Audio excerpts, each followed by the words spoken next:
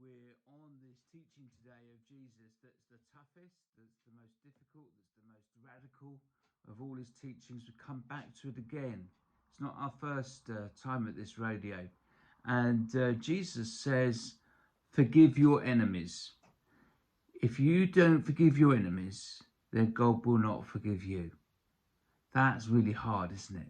But you might say, I've not got any enemies, but I don't talk to him next door because, well, we fell out about 10 years ago, so it's best just to avoid one another.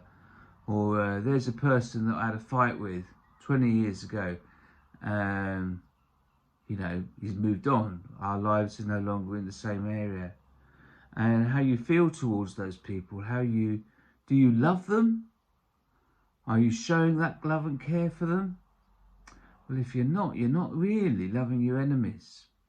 There's a couple of theologians, people who thinkers about God from the 1970s, got into a bit of a discussion about Jesus, whether he was a pacifist or not.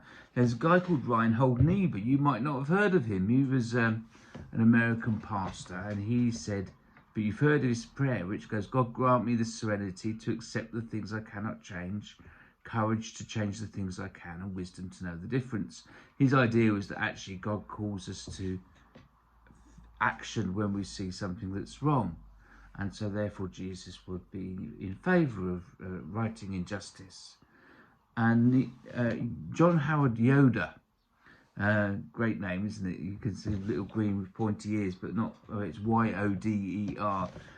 He thought, well, no, Jesus said, love your enemies. How on earth can you go to war with somebody if you love them? Is that possible? That's not possible. So if you radically love someone, you're never going to go to war with them. It's a tough one, isn't it? But for us personally, thankfully, we don't have those big national decisions to make. But what we do have is little decisions. So what would it mean for you to love your enemies? The people that you've fallen out with, maybe sending gifts to those, or sending encouraging letters or notes that would be reconciling, to pray for those you've fallen out with.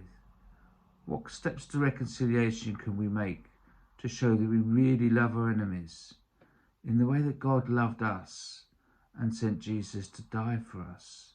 Can we be sacrificial in that way with those that we consider enemies? Tough one.